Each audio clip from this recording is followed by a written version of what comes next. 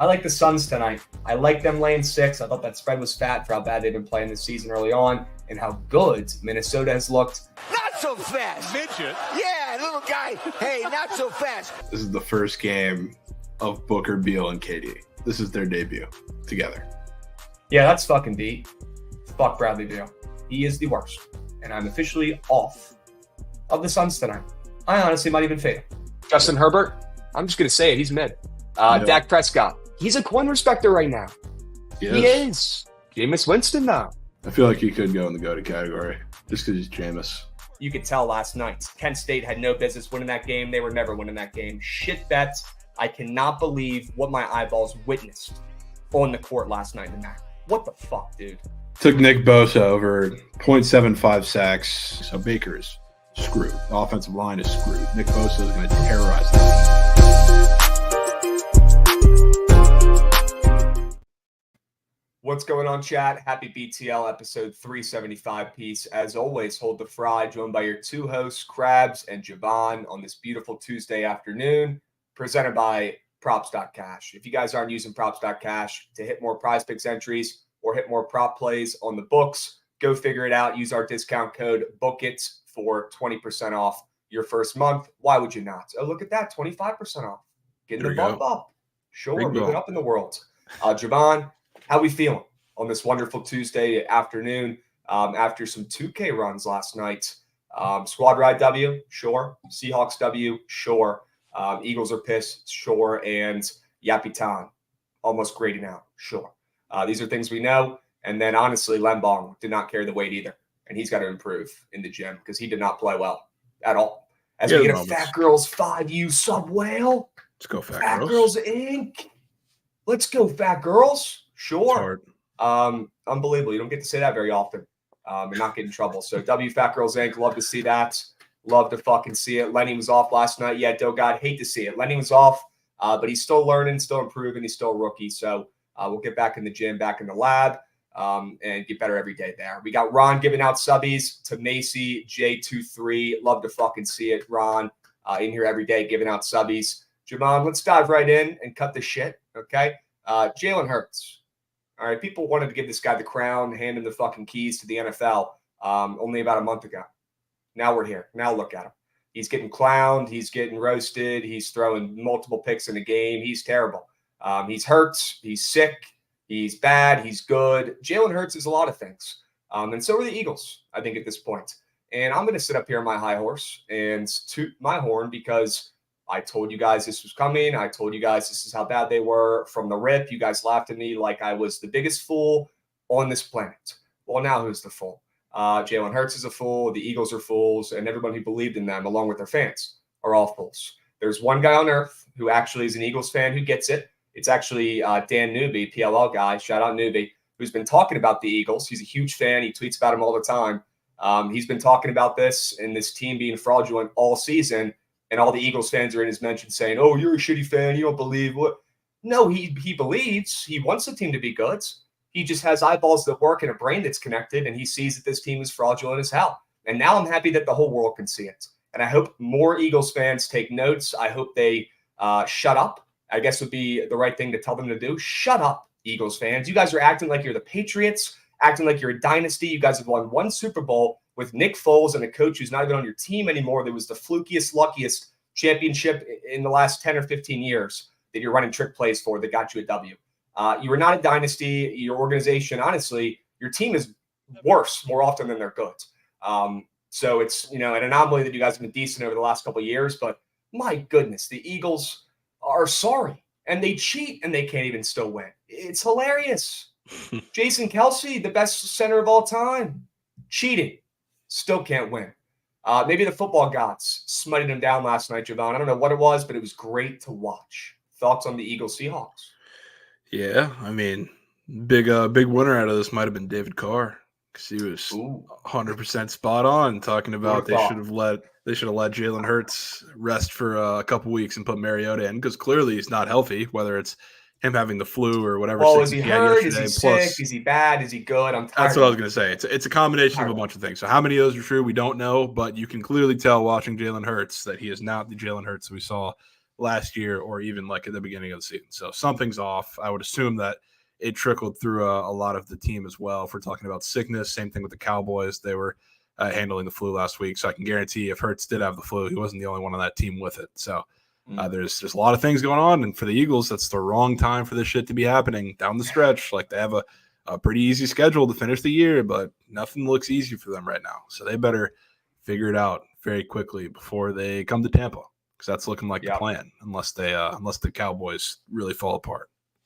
I mean, look, I found this account last night, honestly, and it made my day. And people are saying this might be my burner. I don't know. I sent you a tweet from it earlier, Javon, and you were laughing. We can go ahead and pull it up. This guy has probably 20 tweets over the last 24 hours that are absolutely hilarious, just mocking the Eagles. And he's a Cowboys account. I never thought I'd be sitting here, gassing up this guy and his tweets, but this is one of them. Sure. Jalen Hurts, guys, he's not good. I talked about this before. Jalen Hurts, sure, he can run the heck out of the football. Last season, he was good. Last year, he was elite. Everything clicked. He was accurate. He's been accurate passing one season his entire football career. One season. And it was last year. Every other year he's played, competitive football from college on. There's been accuracy issues. So I'm starting to wonder, is the guy just not accurate? Is the guy just not good? Because I keep seeing him play, and he looks like crap, and I'd rather have Sam Howell as my QB. Yeah. I mean, I would not go that far. That's a little crazy. But say that he's regressing to the mean of what Jalen Hurts is not crazy to say. So I mean, it felt good. Felt good to be on the other side last night and having the Seahawks plus whatever points you got. So we can pull up the W recap while we're talking about it, because that was in my best bets. I don't know if it was yours, but certainly wasn't mine. We were dialed. W's. Love to see it. Honestly, it feels like we're at our best when we're both positive in the best bets and we have a squad ride that was in neither of our best bets category. That means we are absolutely locked on the board. That means we had a lot of options, a lot of plays. That means we're seeing it work well.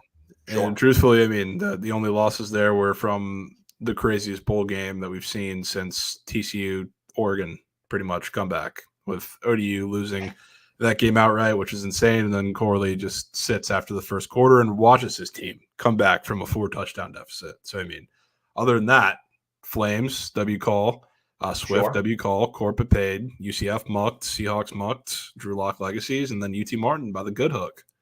I mean, weird. Sorry, what was that you said about the Swift play? That was a good play and it hit? It was Corpet paid. It was Corpet paid. Sure. I just want to hear that one more time. Got it. You know it was Corpet didn't pay. You want to take a guess? I'll give you a hint. Gonna say ODU. It's right fucking there. Goots, run it. I'm about to freak out.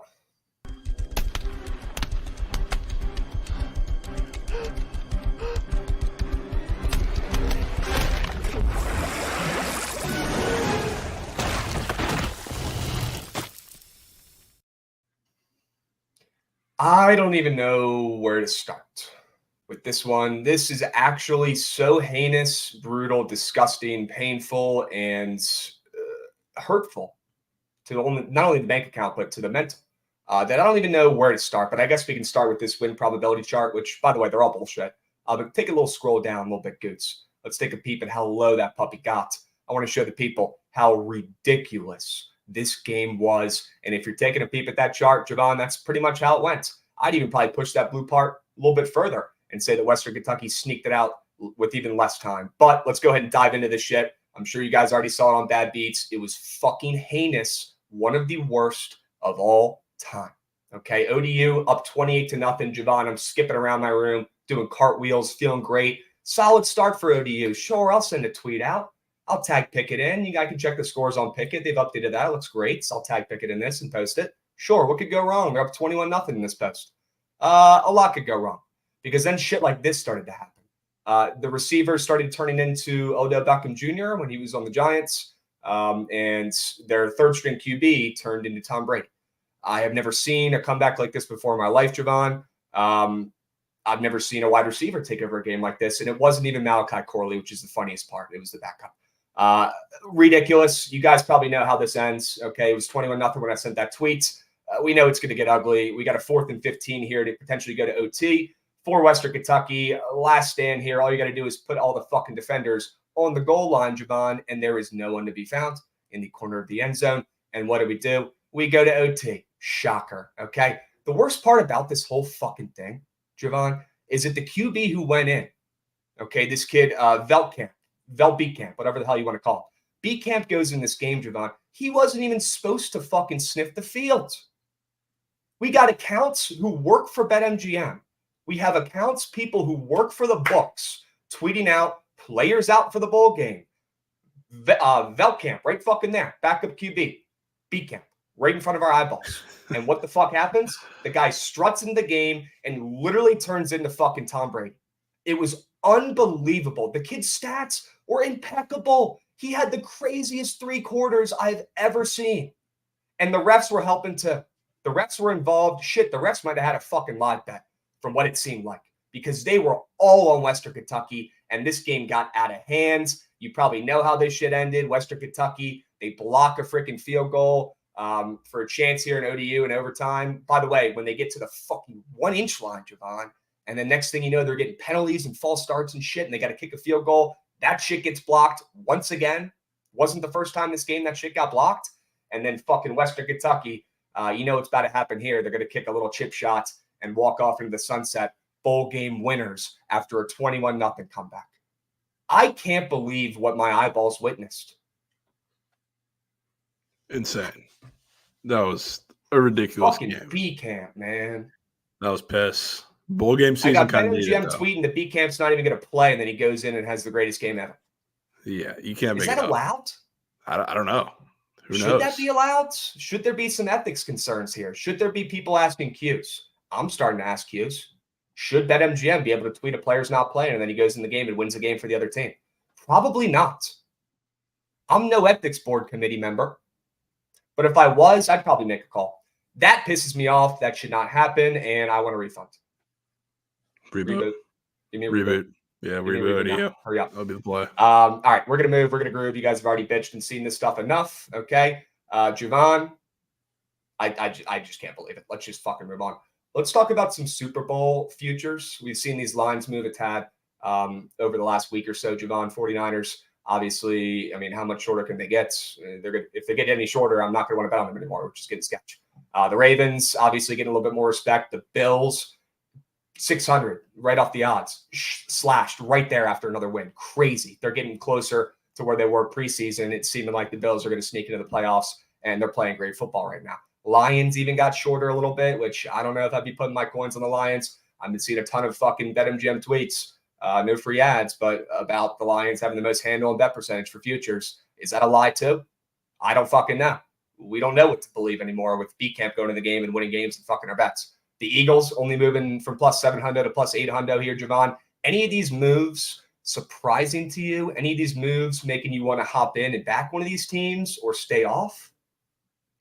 You know, I'm not too surprised at a majority of these moves. I will say the one that this is like the year that I think it's most matchup dependent kind of across the league, because this is the year that I feel like there's not a team outside of the 49ers that you can say they're really like matchup proof. Like there's things that you can go and look at every team and say that they, even if they play an inferior team, like we were talking about with the Eagles, if they were, which this looks like less of a possibility after this week, but if they were to go play the Falcons in Atlanta, they'd be kind of screwed, because I think that's a terrible matchup for them. Obviously, if they were to play the Seahawks, that's a pretty tough matchup for them too, not yesterday aside. But like a lot of these teams, I feel like have a couple holes that are pretty, I don't know, like they just have holes in their team that I think can be exposed by a lot of different teams, depending on not even just how good or bad they are. Like I want to see the bracket before I make it. This is like the least common that I've felt about seeing a couple teams that I want to invest in. But I will say the Dolphins is interesting depending on what happens after this week when they play the Cowboys. Talk to me about the Dolphins. Like the Dolphins, I think the AFC is pretty wide open. I think the Ravens look like the strongest team out of there. You can't count Patrick Mahomes out. Somehow they're still alive for home field advantage, which is another thing. But the Dolphins, with all the injuries that they've had right now and the way that they look, not being able to beat a good team, I feel like they would have dropped a little further. That's just kind of what I thought. And obviously this is week to week, so it's after like a 30-0 thrashing of the Jets. So like how much are they going to drop from that? But I kind of expected them to be in the same tier as the Cowboys, not just considering that they're playing in this week's game. And the line's basically a pick 'em because they're minus 1.5 at home. But I was surprised to not see a little drop further for the Dolphins in the last couple of weeks. So we haven't seen it. So that's kind of keeping me around a little bit. Okay. Yeah, I don't blame you. And I'll tell you what about the Dolphins, Javon. Maybe it's because they have a high ceiling and a low floor more than most teams. I feel like they could go out there and drop a goose egg on offense. Maybe, God forbid, somebody gets hurt. Again, I mean, they've had so many fucking injuries this season. I feel like they have a very low floor and a high ceiling. They could beat anybody by 50 if their offense is, at 100% and they're, running the shit out of football and they've got the most speed on the field, or they could probably lose to anybody. And with these injuries, especially on defense, Javon, I talked about it a couple weeks ago. This team, I think for the Dolphins to have to actually win the Super Bowl and pull off, the end goal here, everything has to go perfect for this team. And I'm not saying they can't do it. They can. They have a smart young coach who relates to the players very well and has a very cool new offense that works extremely well at times. They have, the pieces. They have the weapons. It's just they're not healthy. And every week I feel like they lose a key defender as well, which is the worst part of this whole injury thing. Tyreek and Waddle getting banged up and missing a game here or there, whatever. I know linemen missing a game. I don't give a shit. But, they're losing huge pieces on their defense every single week. And some of these other guys in the back end of their secondary, Xavier Howard, these guys have taken a step back. Look, he's old. Some of these guys are past their prime. I worry about their defense, and I think that team has a low ceiling and high floor. So maybe that's why the odds are a little skewed or weird. But this game coming up, Dallas and Miami, 4:25 this Sunday, is going to decide a lot, and it's going to be fucking exciting as shit. That's got to be the game of the weekend. Yeah, should be. And all that to say, I can't say I'm a big Dolphins fan in that game. So we'll see. I guess everybody – the most surprising part to me is people are saying they have a path to the 1 or 2 seed, obviously. So they're going to have a little bit shorter odds. I feel like everybody's pretty much gifted the Bills the division at this point, which is crazy to say, but that seems like the path that they're on, especially considering that the Dolphins have the Cowboys, Ravens, and then could in all likelihood be a matchup in Miami for the AFC East championship on the last game of the season. So, with that all considered, that's a reason why I thought we would be seeing a little more disrespect. But this week, I will play into the disrespect, most likely. Okay. I feel like it's a very even playing field right now overall for the competitors and teams who are projected to be in the playoffs this season, besides maybe the Niners. Maybe put the Niners in, 1A, and then you got, 6 or 7 teams, I feel like, in 1B. Very even playing fields that's going to happen in the playoffs this season, which I think is very good for our viewing pleasure and could be good for our bets and some spots here with some dogs. So extremely excited. Let's keep hitting bets. We've been hot as shit on the NFL, Javon. And another good night last night, smacking the Seahawks plus 3.5. That was there. And the Eagles absolutely stink. So overrated. Oh, disgusting. What a waste of everybody's words and time for the last 2 months. Joke. What do you think they're going to do the rest of the season? Do you think the Giants snag one? Can we pull up their schedule real quick? I would love to pull up the Eagles' schedule while I look up some of these look-ahead lines. I see the Giants and the Eagles. I'll save you the time. It's the Giants twice and the Cardinals. Okay. Yep. I knew they had an easy schedule. It looks like they have the Giants at home, and they're minus 11.5. That line has already moved 4 points since they lost last night. So that tells me that the Eagles are probably going to get back on track and roll against a Giants team who, number 1, stinks. Number 2, their Heineke magic is done with DeVito. He's probably too focused on eating cutlets and not running the playbook. And number 3, the Giants are probably tanking at this point, trying to get a better pick. Who in their right mind is trying to win games? If you're in the Giants spot right now, you'd have to be a team like the Commanders and be that stupid to pull something off like that. A lot of reasons why the Eagles will probably roll and bounce back. But with that being said, what do I always tell you, Javon? No matter how good or bad the teams are in the NFC East, they always split. Always split. So if the Giants are fucking new shit, the Giants are the worst team in football, they're tanking, it's not going to matter. I'd be willing to put my money on the Giants ML the next 2 games for a unit. I guarantee you they win one of those 2 games. They always do. They always do. Probably going to be the latter when they're home at the end of the season. Probably not in this spot after 3 straight losses. Yeah, probably not. Yeah. But they always split. I'm telling you guys, it doesn't matter how good or bad they are. Unfortunately, I'm a fan of this division, and I've seen it with my own damn eyes for the last decade or 2. Okay. Awesome. You want to dive into some college basketball? Sure. We got some decent games today, better than we've had recently. Let's dive right in, Chad. Why not us? If you guys want best bets, they're obviously on the ticker down below, scrolling across. So if you guys need plays, if you're in a pinch, need a dip, we got plays for you on the bottom there. We've got a couple games going on right now. Looks like Georgia State is beating some made-up team, 122-45. Looks like Hampton blew the lead against Bowling Green right now. Hilarious. And we've got, who is this? Valpo going against Samford, starting up here in about an hour, Javon. Any plays in that early CBB game?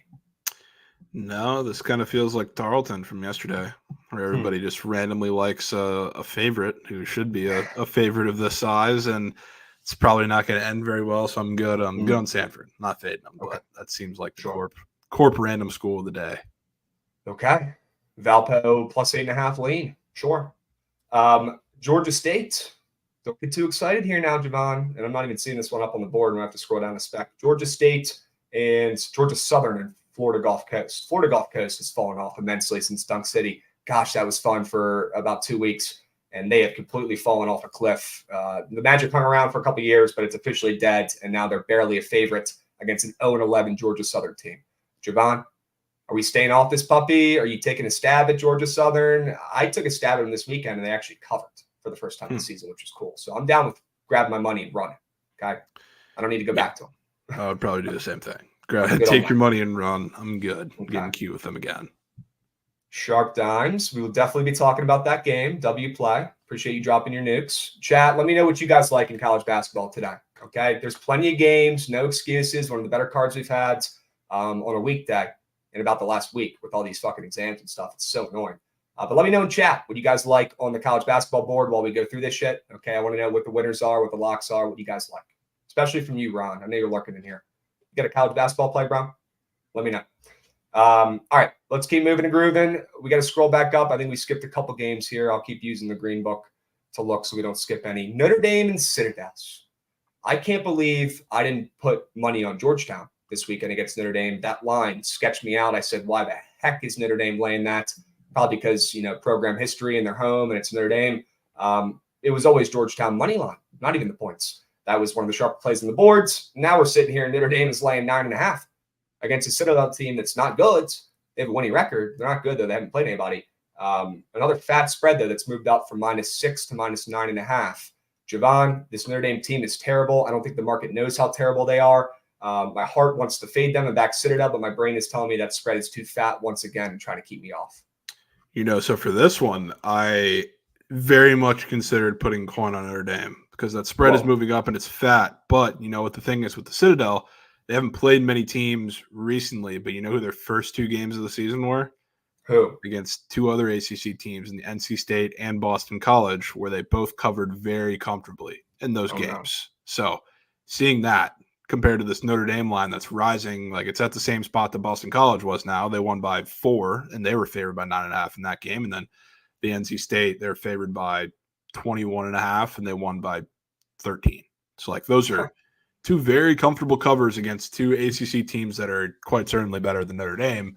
One of those is at home, one of those is on the road. But it's really interesting to see this fat of a line for Notre Dame. I know they get market respect out the ass just because they're Notre Dame, but with the line moving up this much after losing outright to Georgetown this weekend, this one looks odd. So I'm very much considering getting in the Irish ticket today. You just want to bet the Irish, man. I know you've been. I don't like the Irish. They suck, bro. They suck. I don't want to. You're a sneak Irish fan. People forget. I am, but like, is it just football? No, I root for all sports, but like, who's your favorite Notre Dame college basketball player of all time? Bonzie Colson. Okay, good answer. Yeah, good answer. That might be the best answer. God damn it. Love Bonzie Colson. Bonzie Colson, Zach August for 2 greats. Jarian Grant / Pat Connaughton. That counts for one answer because they were best friends and they were the best combo in the ACC, and I missed them. They were awesome. They got me into college basketball. The Irish did, that team, which is hilarious.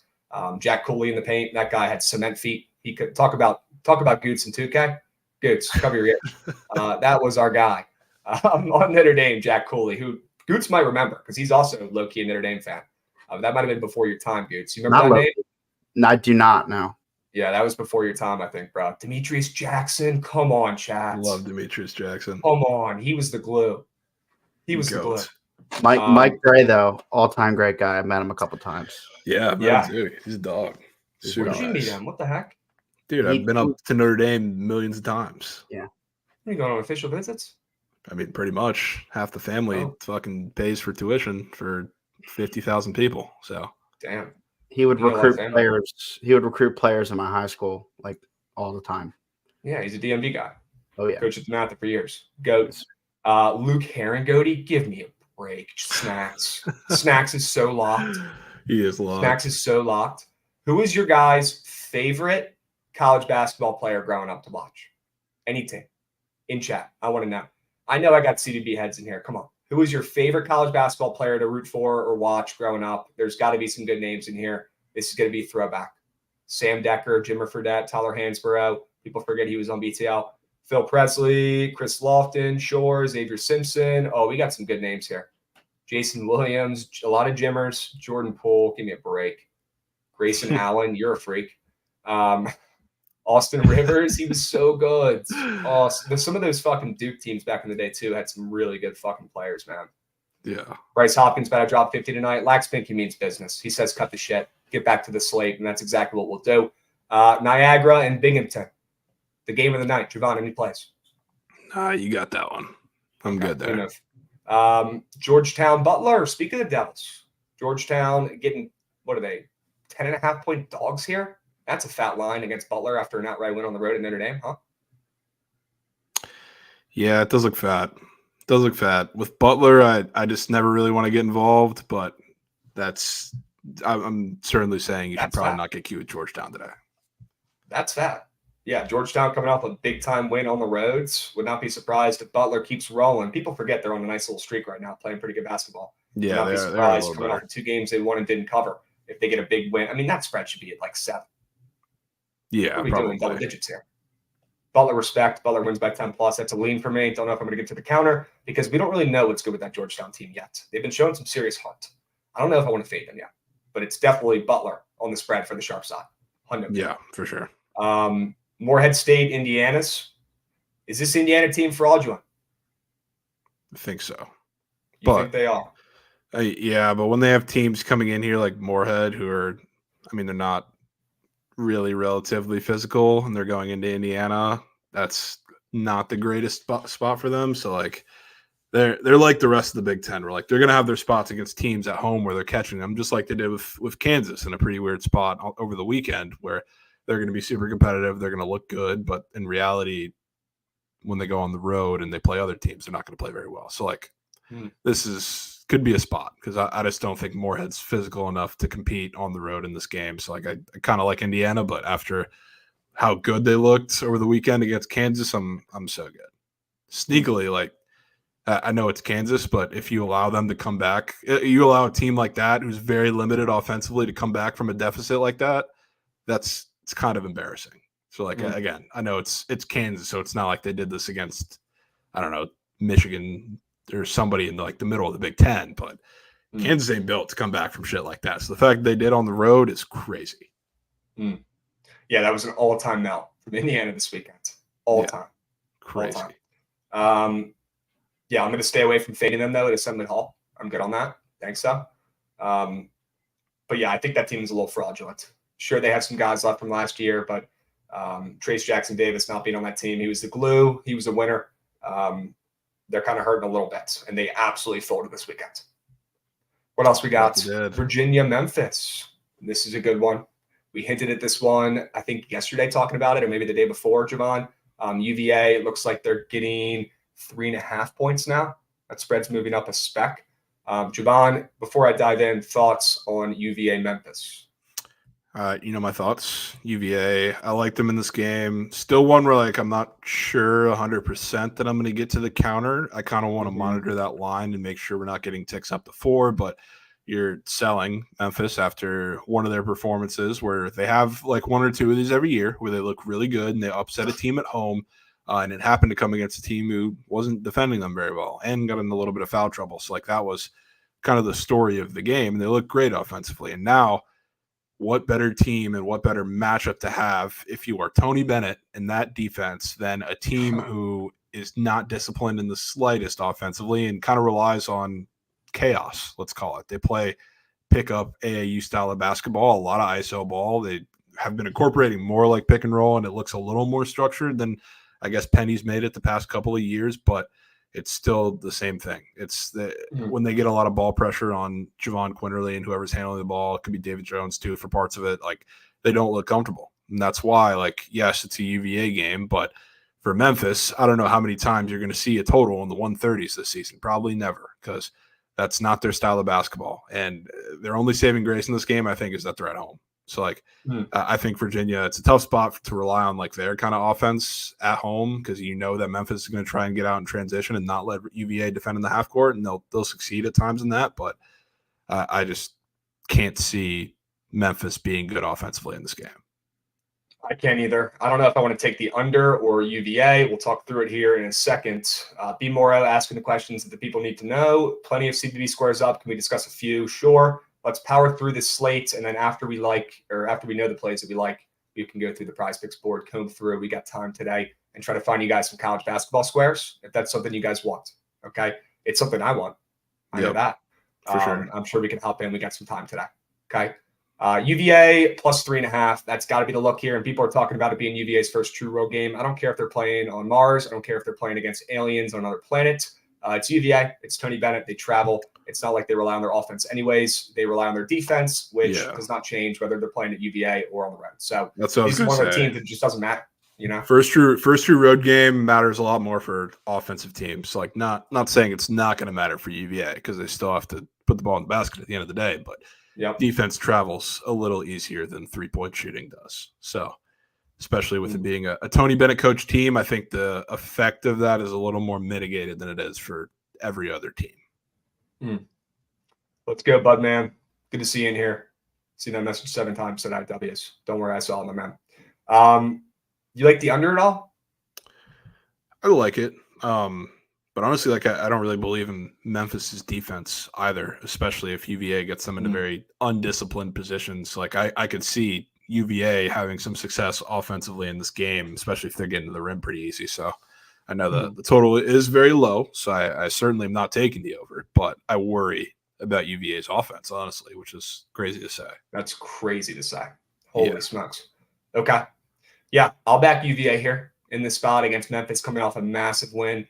Give me Tony Bennett. Give me the points. Give me that defense. Give me press Virginia. They'll take care of business and get it done.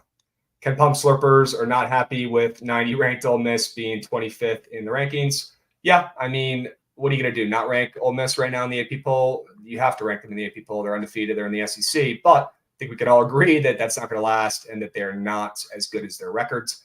That's probably the best way to put it and makes the most sense. So let's keep moving. Let's keep grooving. UVA plus 3.5. Maybe we can target some UVA squares if we think they might be putting up some points against that Memphis defense. Troy and Ole Miss. Speak of the devil. Was thinking about wanting to fade Ole Miss today, but it's looking like, Javon, they're turning into one of those teams you just don't want to fade. They just cover and end up stealing your coins every single game, no matter what. There's always a team like that every year. Typically, it's been Providence or something like that.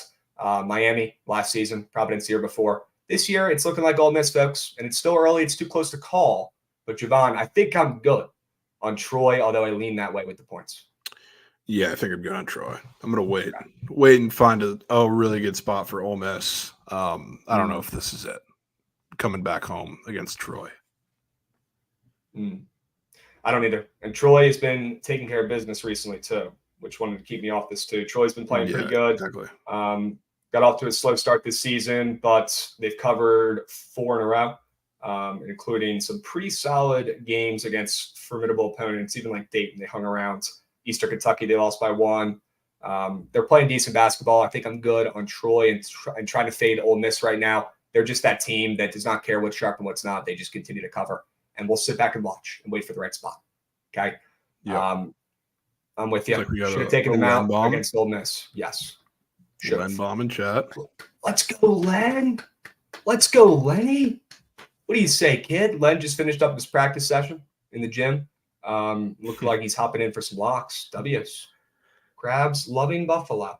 Huh. You talking about the Bills? I don't think I like Buffalo in college basketball today. But let's keep moving. Let's keep grooving. And we do have the Mount playing Georgia tomorrow. People sleep on that. That might be the game of the week. Don't skip this game right here. Oh, we got Trent popping in.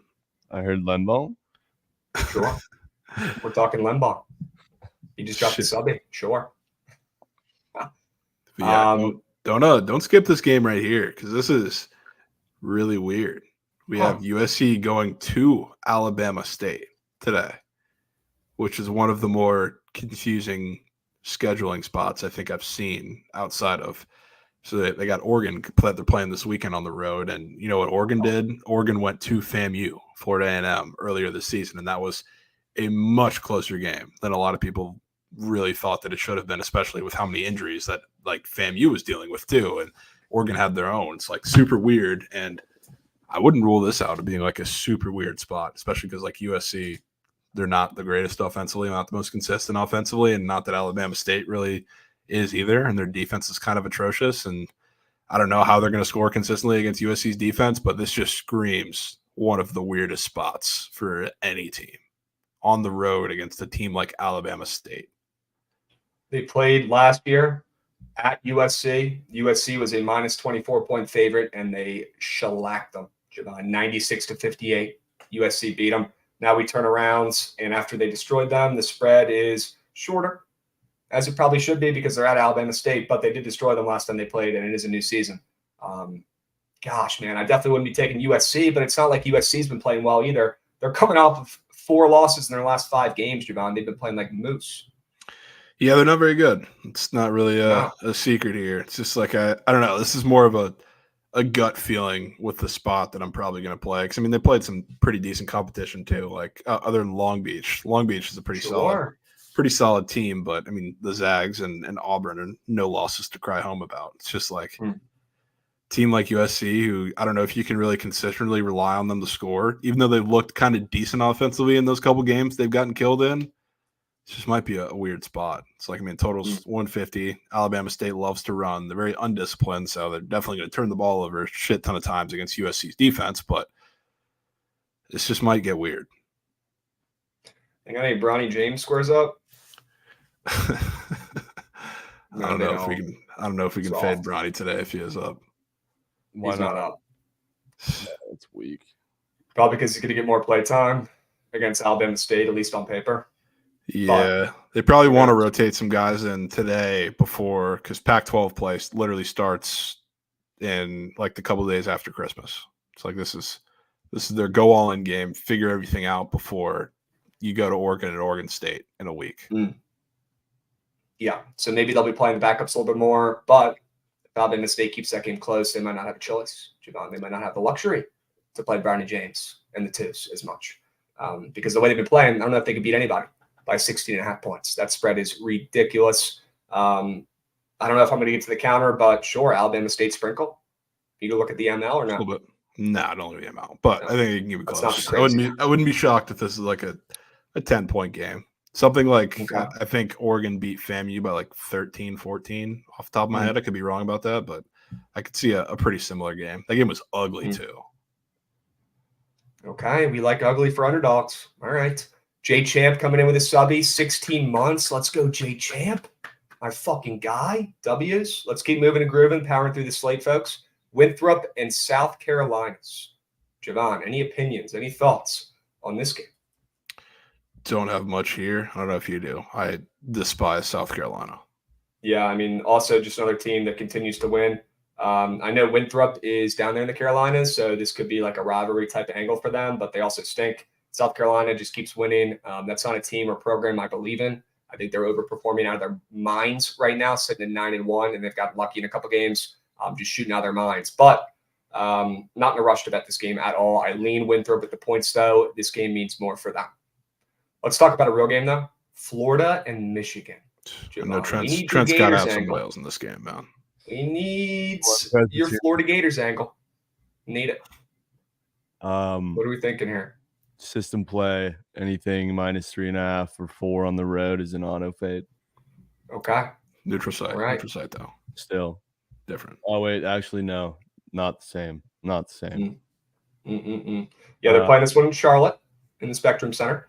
Okay. Michigan is +3.5. Michigan made a change at the head coaching position, which I honestly think helps that team. I don't think Howard was the guy, and now they've got a legendary coach taken over. So not really much of a change there. And Javon, I believe they've had a game in between now and then since making that change, and it was that Eastern Michigan game that they won by almost 20 points. Didn't cover, but they took care of business. Florida, on the other hand, they're not covering, but they're pulling out some close wins. I feel like they haven't really meshed fully yet. I feel like they have a ton of talent on that team, and they're just way too inconsistent right now, and we have not seen their stars really step up and put up a couple consistent back-to-back good performances. It's always a different guy.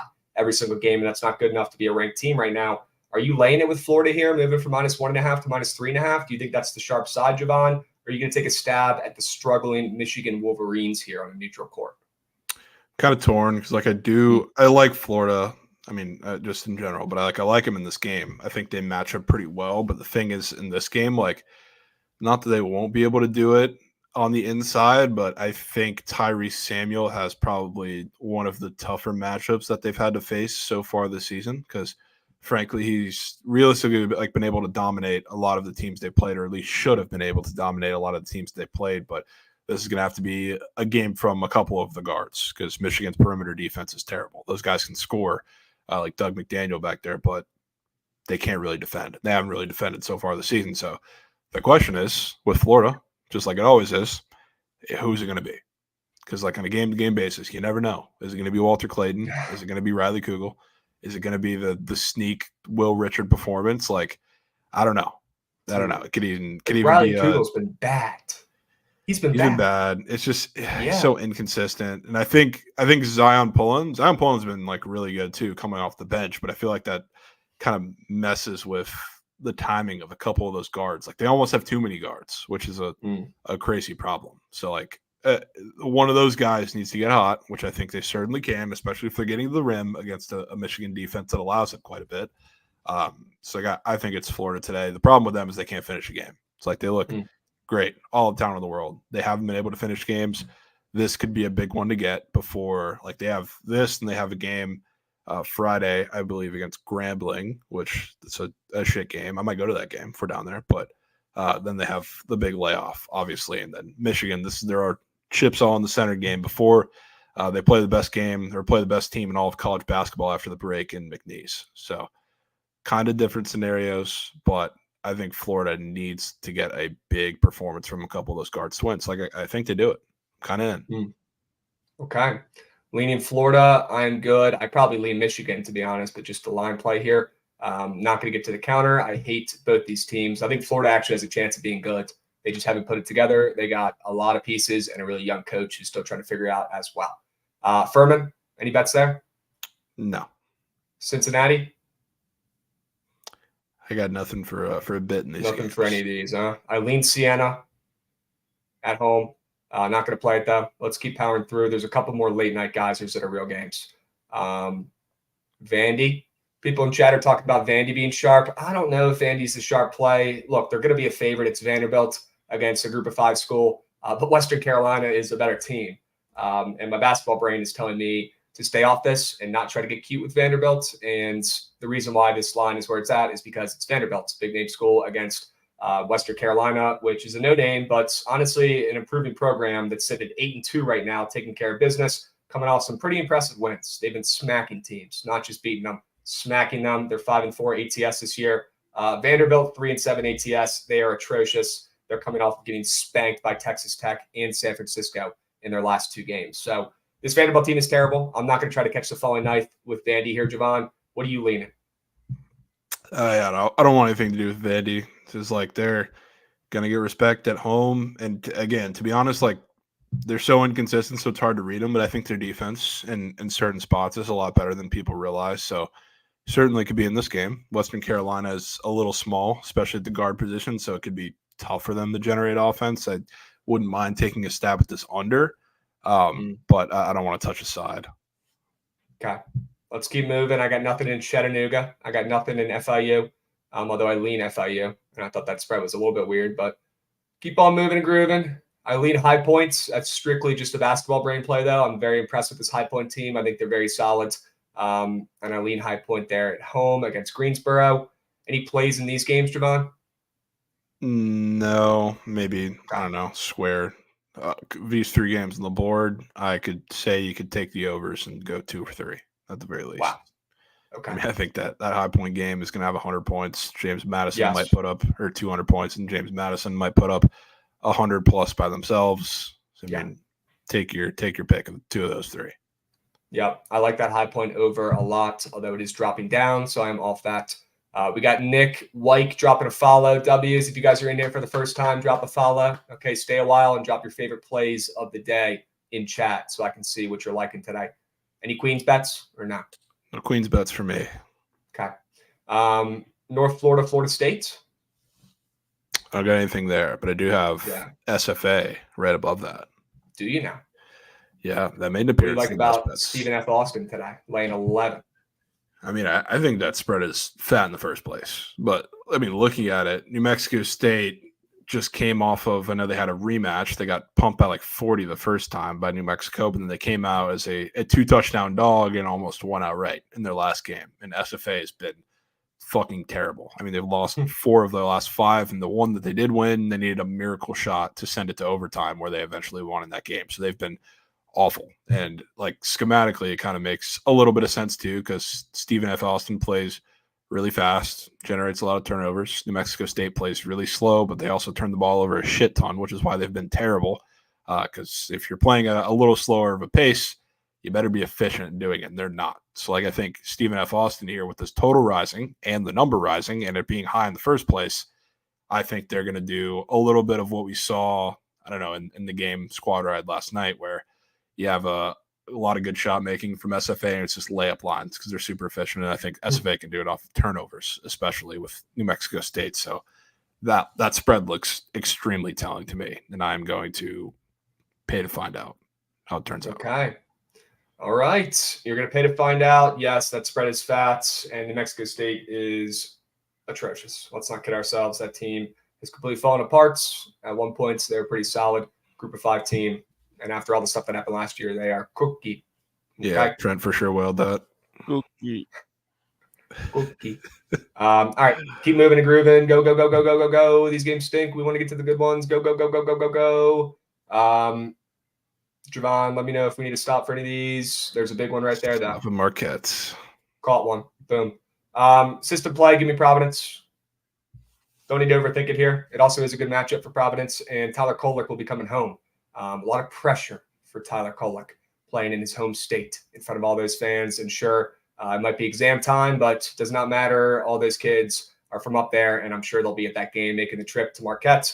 That place is going to be fucking absolutely bonkers and loud as shit like it is for every single home game during any time during the season. They know how to throw a party. They know how to throw a college basketball game, and Providence is going to be absolutely rocking. I don't know if they even call it the Rock anymore. It doesn't matter. Providence plus 4.5 system play.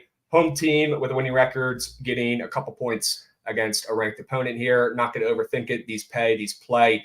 And I like the matchup as well for Bryce Hopkins, Carter, and my guy Odoro, the George Mason transfer that has been playing much better than I expected, transitioning to a real conference. Odoro has been holding it down. More often than not, these guys transfer to a real conference, and obviously their play lacks and they get worse, but Odoro has stepped up. He's averaging almost 14 points a game, and he's been one of their main threats this season. Bryce Hopkins, in my opinion, is the best player out there on the floor tonight in this game, and that atmosphere is going to be fucking bonkers welcoming Tyler Kolek back.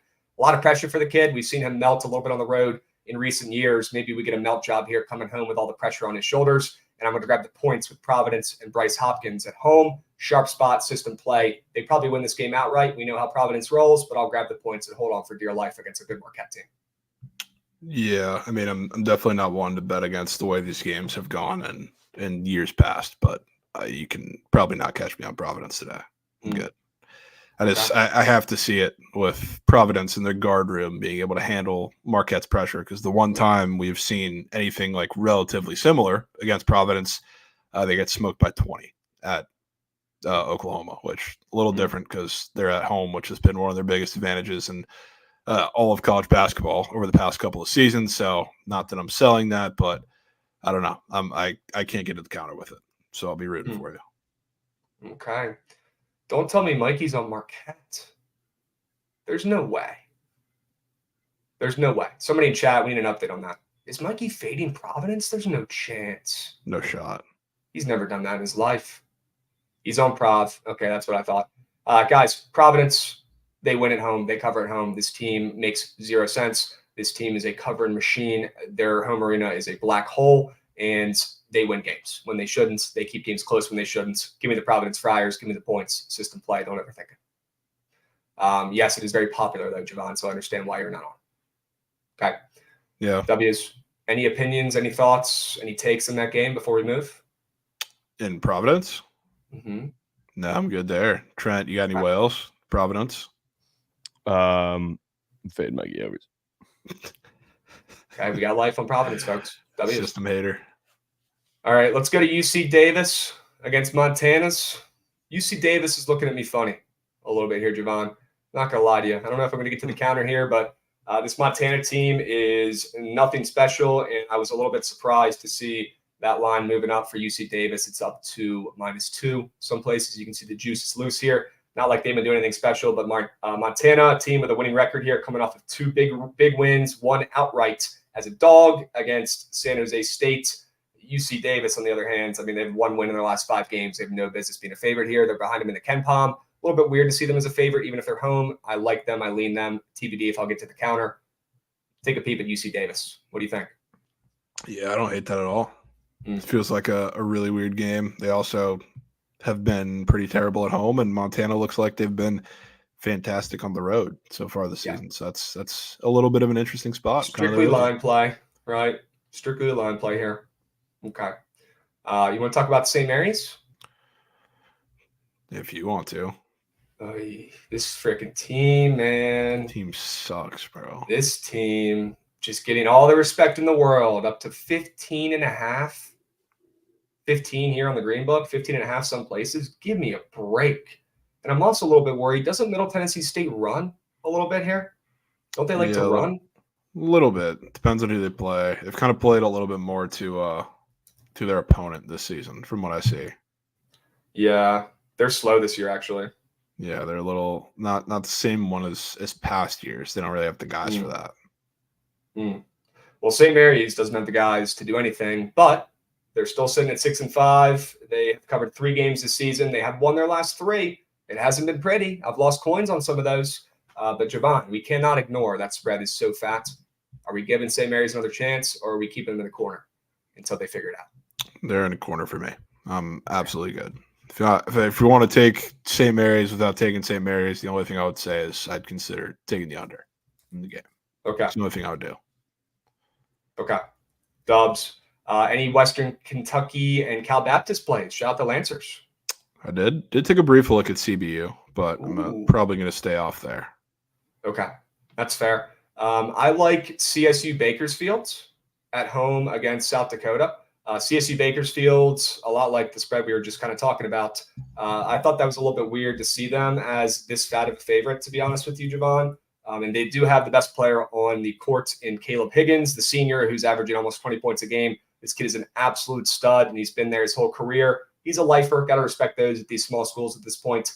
But seeing Bakersfield moving up to a favorite and that steam catching on him with the splits looking sharp, I was surprised to see it, especially considering they've lost 4 games in a row.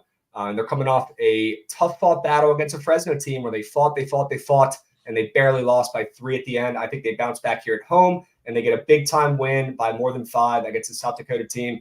So playing better than they actually are. They're not a 7-4 team. This team stinks. Fade them. Back the weird spread at home, and back Bakersfield to win this game by 5+. That's an interesting game. I think did they play already, right? They did. Yeah. South Dakota won by 5. Dakota beat them. Yep. And look what happened in that game. South Dakota or Bakersfield shot 3 of 17 from 3. Do you think South Dakota went to the free throw line 30 times. Wow. While so maybe they'll make some adjustments and not foul as much, and maybe they'll make a couple more threes at home. And if that's the case, they win this game by 10+, and we're rich. Yeah, a line move, which South Dakota State was -2.5 in that game. I'm seeing a line move against the result, and the line with that happening just a week ago certainly interests me. Huh. Okay. We might have caught one here, folks. Cal State Bakersfield. Trent, is that close to you out there in Cali, bro? You ever heard of that school? Kinda, yeah. Okay. You ever bet on Cal State Bakersfield before? Last year, I think. Okay. Sure. We'll have to run that back tonight. That could be talk about a money line parlay piece for a Fugazi 5.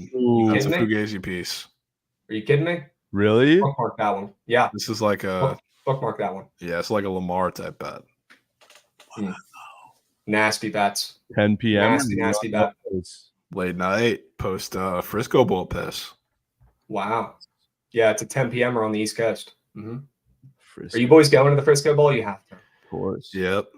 You got eyes on that line, Trent? I do, bro. Not great. Not great. 10.5 now. Even I got people coming for my neck because I got it at -11 when it was -12.5. Now it's -10.5. I fucking bet. Yep, the offshores are quick with football, man. They're fast. They're ahead of the fucking legal book. So I'm not not worried. surprised to see that line was moving already ahead of the legal books. I thought 12.5 was too much anyway. I was kind of shocked it got that high. Yeah, same.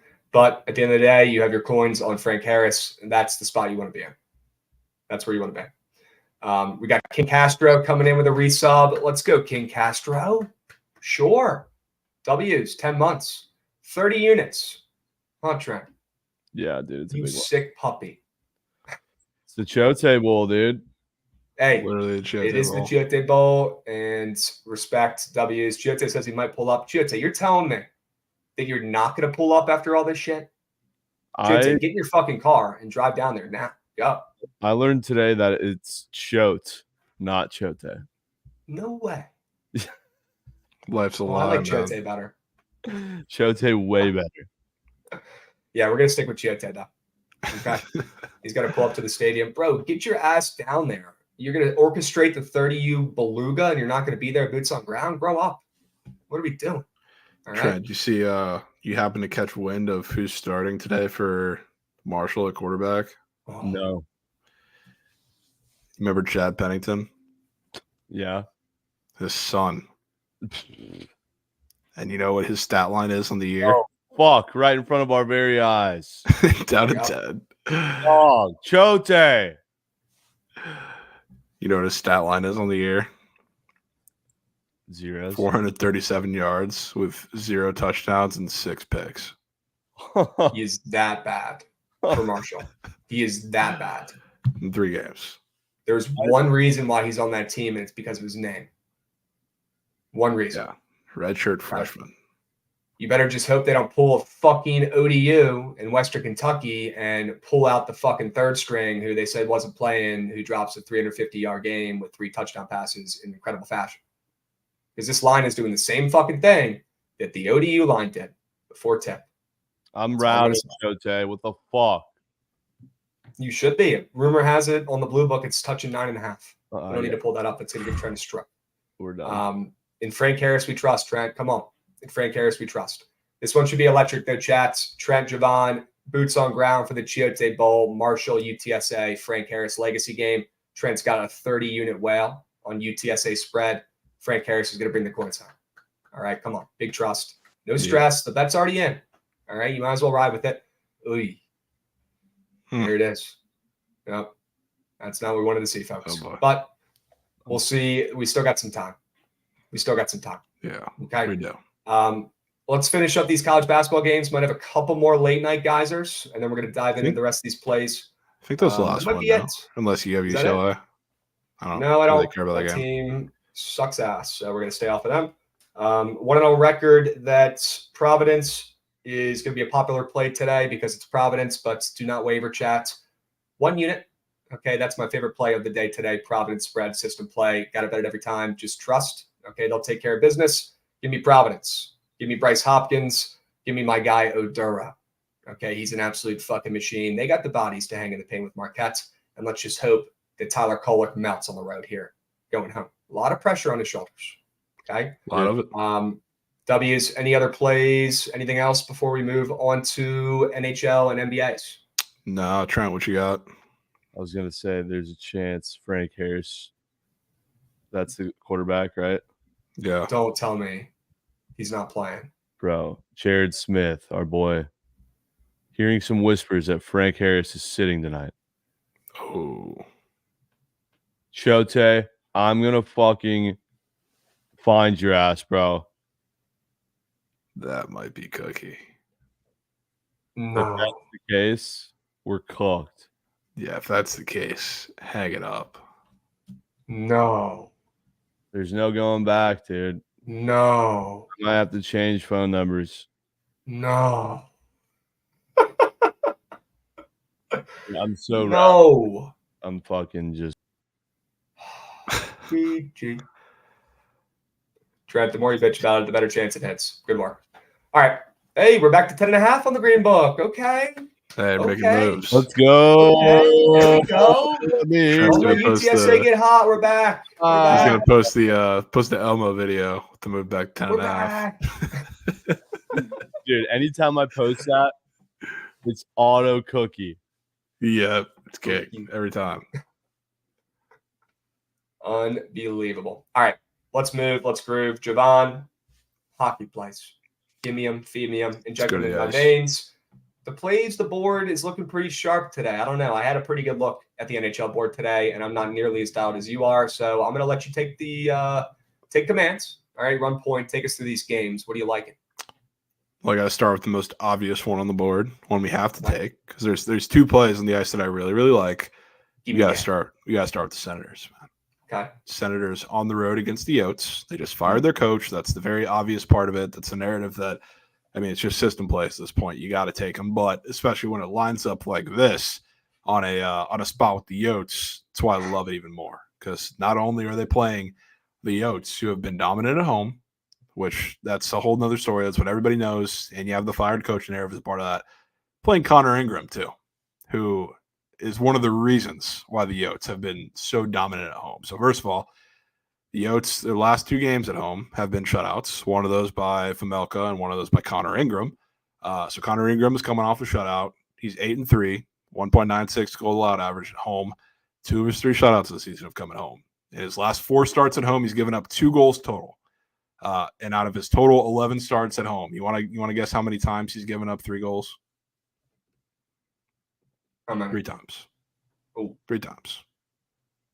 And he's given up 2 or more, only 5 times, meaning he's given up a singular bang or less at home in 6 of his 11 starts at home, which is crazy. That's insane.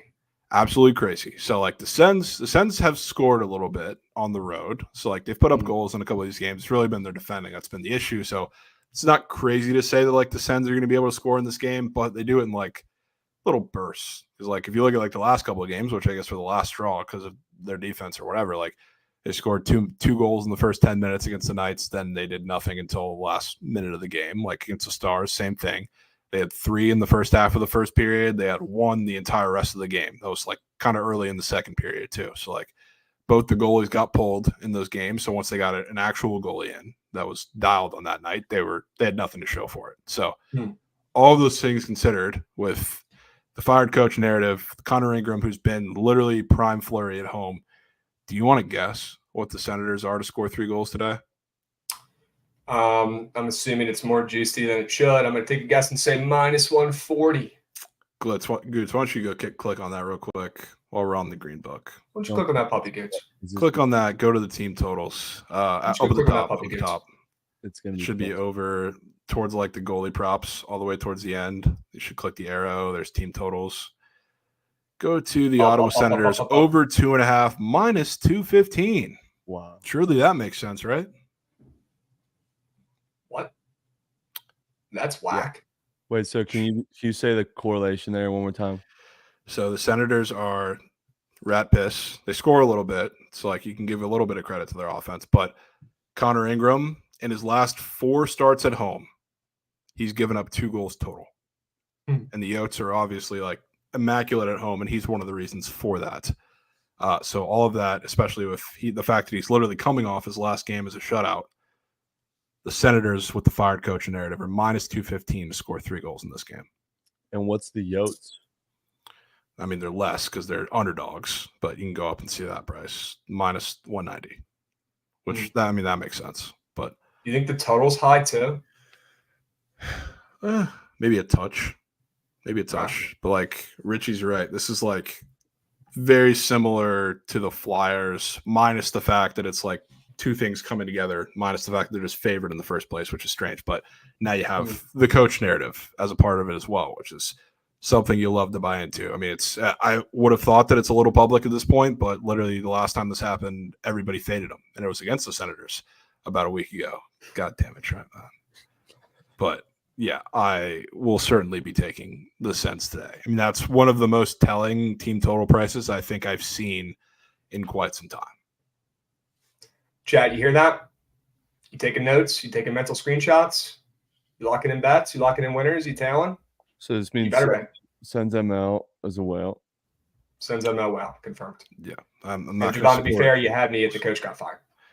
Yeah, I mean, realistically, that's probably all you need to sell in this game. But you got a couple different things to play. And while we're talking about team total shit, there's one kind of thing that I've been monitoring too, which this is actually the Ducks yesterday had this. That was very similar.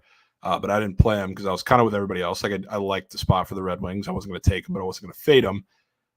Go up to the Blues Lightning game, Goots, because I like the over in this game, and something that has been a little telling. Go to that game. Click on the game. Go to the props. So go to goalie props first. It's like Lightning. Vasilevsky's been a lot better at home. You see when you see the goals against, and it's just the under. Like Vasi is minus 130 to the under. This is very similar. Like, for example, like Husso yesterday, minus 190 to the under. So like heavy juice, it's the Ducks, obviously a little different of a situation. But when you go to the team totals and you see a team total, which yesterday the Ducks minus 120 to the over 2.5, it doesn't correlate. So those have been cashing. And when you look at the Blues today, what do you see? Minus 140 to go over that 2.5. So something has to give there. So like when I look at that, and I also see like, independent of the prices that I see in the game, I like the over in this game. The Lightning are very variable. So like with the Blues, their first line, whether it's been like Kyrou has been ripping, Robert Thomas has been really good, Buchnevich has actually been really good. They've been starting to hum ever since their coach got fired. It's like I want to buy into that, especially because the Lightning and their defense has been terrible on every level, but they've been ripped apart by first lines, whether they're on the road, whether they're at home, whatever it may be. So like I think that line is going to tear them to absolute shreds today. And that means the Blues are going to score goals, but I really love the Lightning to score goals too, because the Blues defense, frankly, has not been that good either. So this screams a not literal shootout, but high-scoring game where you have a back-and-forth affair between both these teams. Like I think this one is like 5-4, crazy, insane type of game that we see in Tampa tonight with both these goalies not really coming to play today, which part of it's probably going to be because of their defense. But when I see that, and I kind of lean the Blues in this game, that's a pretty wide discrepancy between the team total and their little goals allowed props. So I'm certainly in on that. Maybe it can be the Royals team total over. We'd have to play the 3.5 though, because we'd have to get juicy for that one. Mm-hmm. Okay. There it is. Can I interest you in a PP square that I'm shocked you didn't have in the three guys here you sent me? Yeah, let's go to PP. Tim Stutzel to get an assist. Stutzel to get an assist. You could certainly interest me. It's a little green. It's a little green. I don't love it, but I definitely have to find something Senators related in this game. I was kind of waiting for the goal combos to come out, which I don't know if they have yet, but I was hoping we'd get a, like yesterday, Cole Perfetti was fully read out point square, and he had a goal combo with Cole Caulfield. What do they have today? They have Drew and Batherson in one.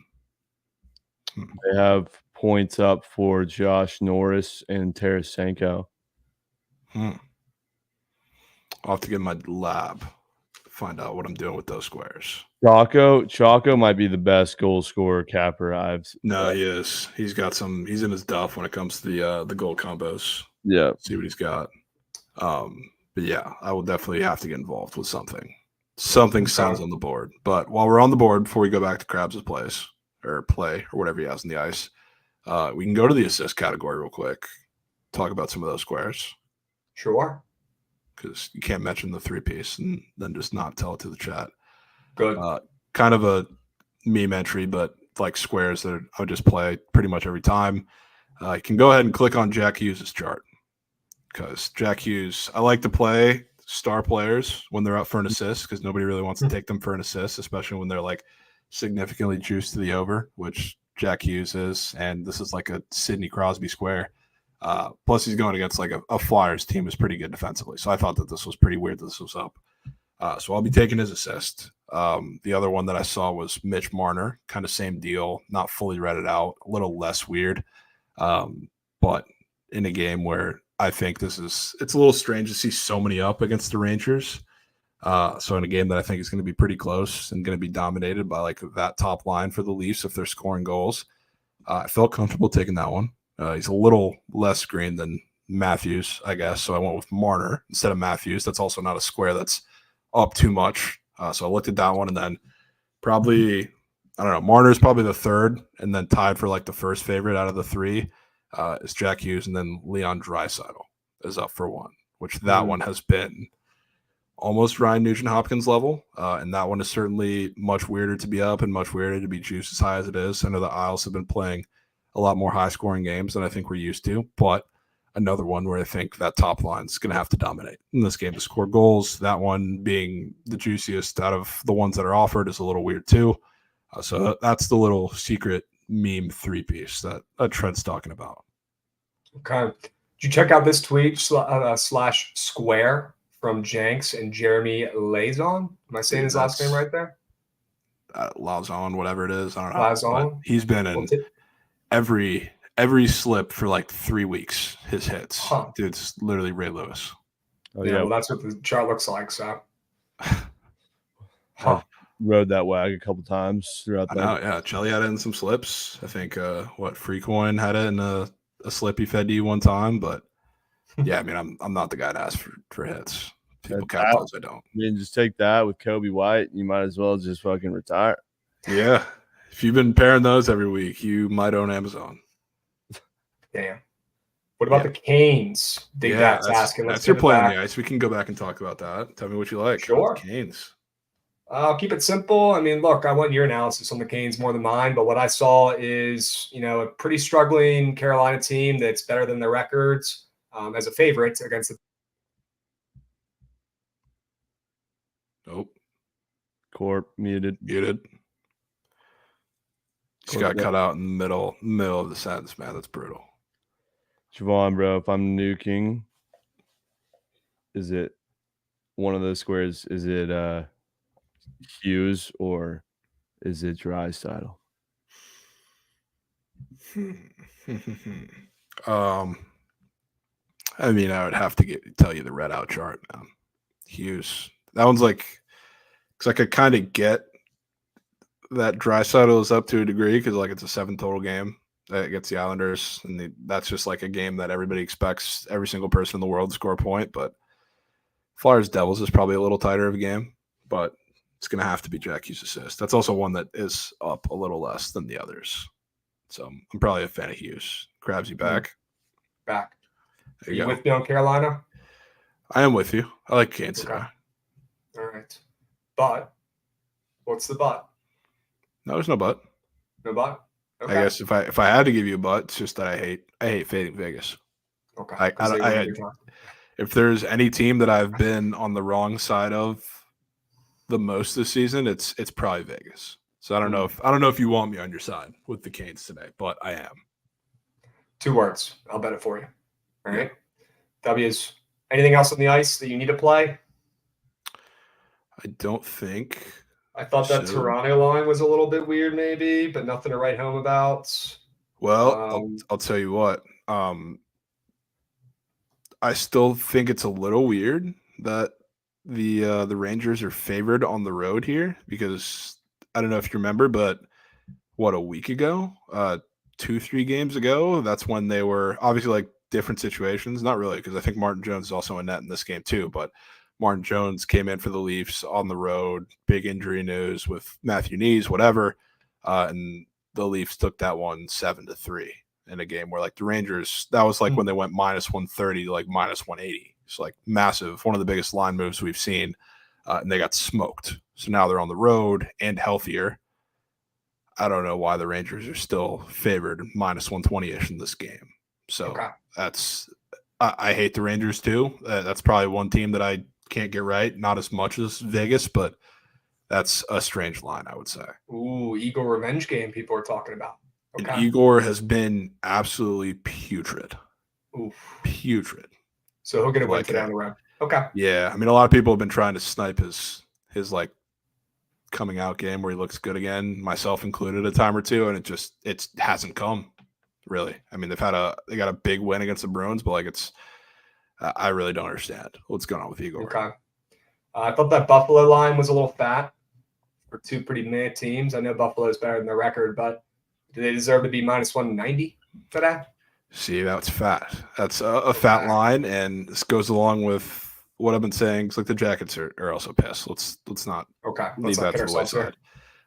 But the Bruins are a team that I think is going to start to, or Sabres, not the Bruins, is a team that I think is going to get together offensively and start scoring goals. That's like their problem. They're so inconsistent, and when they're bad offensively, they're literally one of the worst teams in the league, like they were when we live bet them against Arizona, and they got shut out in that game. That was their last game. Now coming back at home against the Blue Jackets, one of the worst defenses in the league, this could be a massive get-right game. It's a little bit of a fat price, and I'd say that total was a little juicier. I know you can't make it much lower in a Blue Jackets game because of how terrible they've been defending, but for the Sabres at home with that fat price to see a 6.5 up to minus 135, that screams like a Sabres get-right offense game. Okay, good. All right, my read was correct. W's.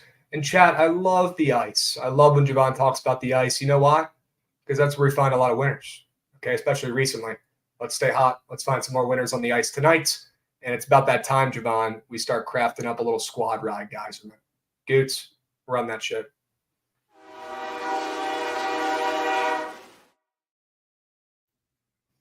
All right, we got plenty of plays, plenty of options. We got best bets below. Javon, cut the shit. Let's dive right in and find our 5 best plays of the day. What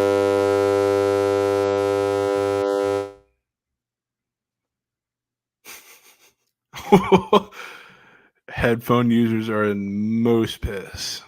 What Holy, the UT Martian fucking holy galactic- hell.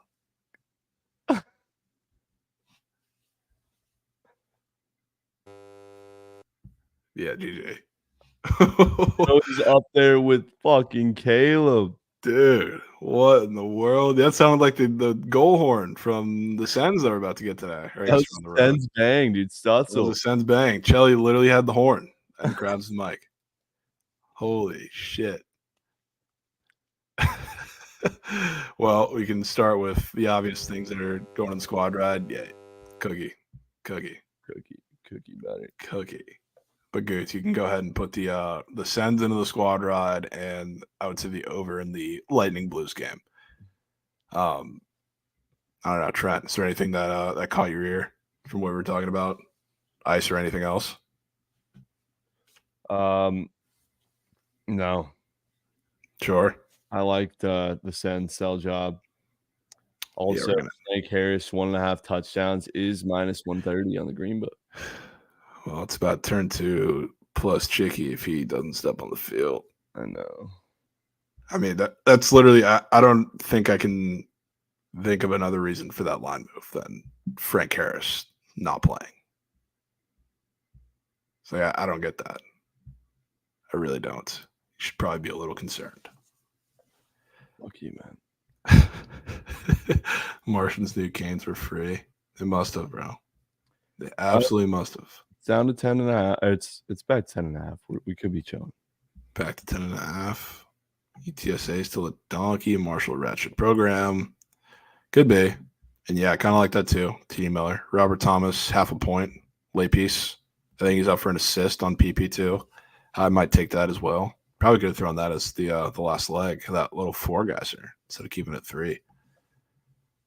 And yeah, apologies. Apologies for your hearing aids, brother. Tons. There we go. Dude, what is going on? We're out of the solar system. Turning into aliens. I don't get it. It could be the books trying to cut off my hockey plays. Javon, I've never seen this before. I don't know what this is. It's crazy. That might be how I know you're locked on the Canes. That could be. I think that means we put the Canes in. I don't know. Yeah, sure. Squad ride. Okay. We've got them. We've got Ottawa ML. You want to put St. Louis, Tampa Bay over 6.5. I love that sell job. Sure. I'm good with that. You don't like Providence. I really like Providence. Do you want to keep that out? You can make the exact call. I'm not fading them. So if you like to play enough, put it in. Give me your college basketball donkey that you're loving today. Stephen F. Austin. Okay. SF Austin we could go with, and we could potentially take Bakersfield. Oh, yeah. Call I an forgot about audible here. Bakersfield. We could take Bakersfield instead of Providence because you don't really care for it. We also have UVA in the back pocket, too. We can't forget about that or let that get swept under the rug. I got a lot of plays in there, so you make the call whether I like it, love it, or not. What you think is turning green out of those plays? Out of those plays, I think the two plays that are turning green are Providence and Cal State Bakersfield, but that doesn't include the rest of Boston play. Put the 2 in then. All right. Providence system play plus 4.5 for Mikey Overs. Excuse me. And then we'll do Cal State Bakersfield, CSB, what the cool kids call it, minus 4.5 at home against South Dakotas. They're going to destroy South Dakotas. Take care of business today. They just played them. They just lost to them. They're going to get a big-time win by more than 5 points today. Late night guys are too. Yeah. Take me on piece, people are calling it. Chat, 5 plays, 5 winners. Lock the heck in. Click the right buttons. If you're watching on YouTube, come over to the Twitch channel, okay? Super easy. Takes 5 seconds and get your vote in for the squad ride. We do this every day. Come join us on Book It Sports at Twitch. Get locked in and get your votes in. Click the right button, chat. 5 plays, 5 winners. Go, go, go, go, go, go, go, go, go. Hurry up. Ottawa ML, St. Louis, Tampa Bay over 6.5. Carolina ML. Those are all ice plays. And then we've got Providence plus 4.5 and Cal State Bakersfield minus 4.5 on the college basketball hardwood. Sure. Hurry up, chat. Get your votes in. All right. While we wait, while these votes pour in, Javon, we can talk through some king of the board. All right. We got King Castro giving a subby. Love to see that, King Castro. W's. Javon, you won last week. You get to pick first. Any king of the board plays for tonight? Taking both of those ice plays in my best bets. Sens and the over in Tampa Bay, St. Louis. Okay. W's. I'm going to take Providence plus 4.5. I'm going to take let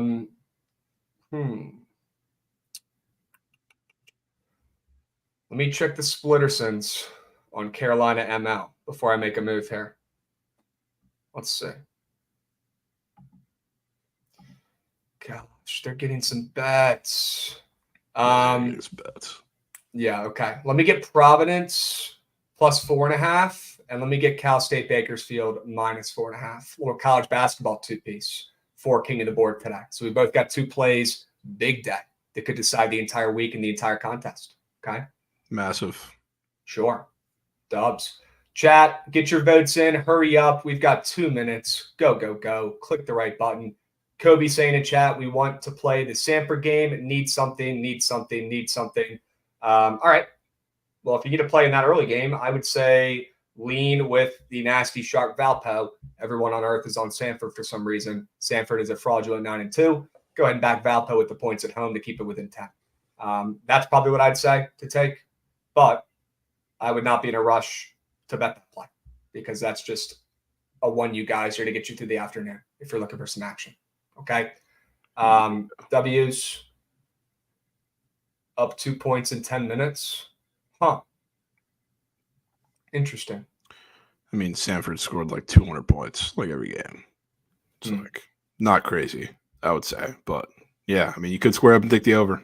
I don't want to take Sanford because everybody's on them. I would say your best choice is to not bet the game at all. But if you do want to, hop in for points. Points? Okay. And maybe a little Valpo plus 9.5, sharp Sprink, or plus 8.5. Yeah. W's. All right. Chat, the squad ride has been decided. System play, Ottawa ML on the ice after firing their coach. Javon would not want it any other way. W's. Wouldn't. Love this. Okay. Chat, stick around. We've got the Surge stream starting up here in 1 minute. Trent's going to take you through the entire slate. Make sure you guys drop a follow. Make sure you guys bring the energy in chat. Get Trent absolutely vibing and lit up for this slate. He's got a 30-unit whale tonight in the Chiote Bowl. UTSA versus Marshall chat. So make sure you guys fuck around with him and chirp him about that line moving around in chat during Surge stream, getting his head a little bit. All right, I want to watch it. W's. Javon, any last second thoughts? Any parting gifts or plays for the people before we go? Connor Ingram plus Chick should be a good look tonight. Okay. And I'll tell you what, I don't know how or why or what's good with this guy, but Jeremy Liaison ain't getting 4 hits on the ice tonight for Nashville. He's going less than. his hits on Prize Picks. Jeremy Liaison. He'll be in the slip later. Okay, chat. Keep your eyes peeled for that square because it's smacking, and we're fading him today. W's. Javon, Squad Ride, Ottawa ML. Love where we're at. Let's stay hot on the ice. All right, we'll keep moving and grooving, and we'll catch you guys tomorrow. Same time, same place. We'll be seeing. We will. W.